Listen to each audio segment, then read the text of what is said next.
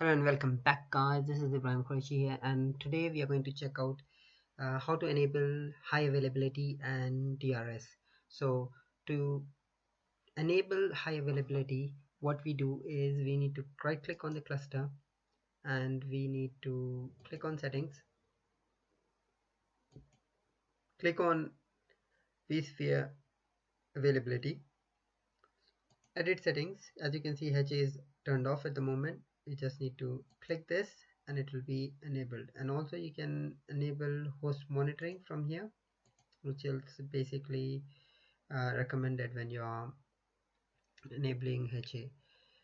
Also we need to check whether we have any data stores which we can use for monitoring HA. At the moment we don't have any data stores, but it's recommended to have at least 1 to 2 data stores, and you can add manually.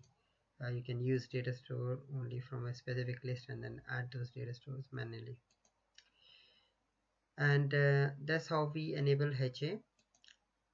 As you can see, there's a lot of in the advanced options you can have the effect behavior of vSphere HA cluster.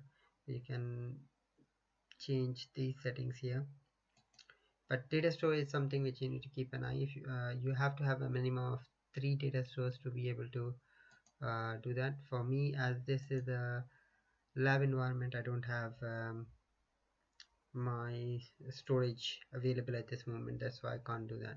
As you can see, these VMs are inaccessible because my storage is unavailable.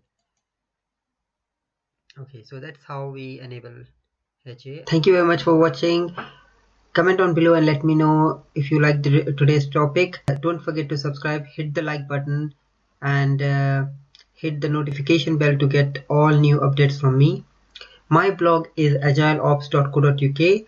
Be sure to subscribe to my blog because all the videos which I am covering on my YouTube channel, I'll be posting blog posts around it, so you can follow with step-by-step instructions with screenshots. I would love to hear from you, so you can follow me on Twitter and send me a message on Twitter, or you can send me a direct message at Ibrahim Quraishi, as you can see here. Enjoy watching and keep sharing. Cheers, bye.